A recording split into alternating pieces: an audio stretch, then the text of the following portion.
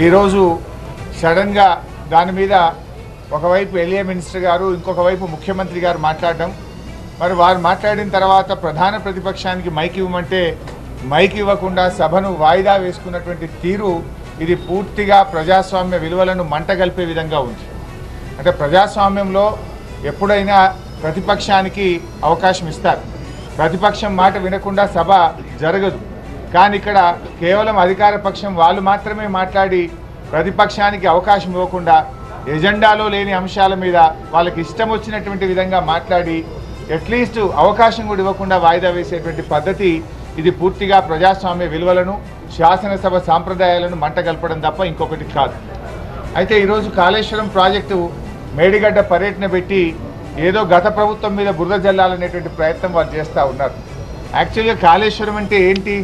కాళేశ్వరం సమగ్ర స్వరూపంలో కాళేశ్వరం అంటే 3 బ్యారేజీలు, 15 రిజర్వాయర్లు, 19 సబ్స్టేషన్లు, 21 పంప్ హౌజులు, 203 కిలోమీటర్ల టనళ్లు, 1531 కిలోమీటర్ల గ్రావిటీ కెనాలు, 98 కిలోమీటర్ల ప్రెషర్ మెయిను, 141 టీఎంసీల సామర్థ్యం కలిగిన రిజర్వాయర్లు, 530 మీటర్ల ఎత్తుకు నీళ్లు లిఫ్ట్ చేసే వ్యవస్థ, 240 టీఎంసీల నీటి వినియోగం. ఇది కాళేశ్వరం యొక్క సమాహారం. ఇంత పెద్ద ప్రాజెక్టులో ఇలా ఎన్ని ఉన్నాయి? అందులో 3 బ్యారేజీలు, 15 రిజర్వాయర్లు, 19 సబ్స్టేషన్లు, 21 పంప్ హౌజులు, 203 కిలోమీటర్ల టనలు.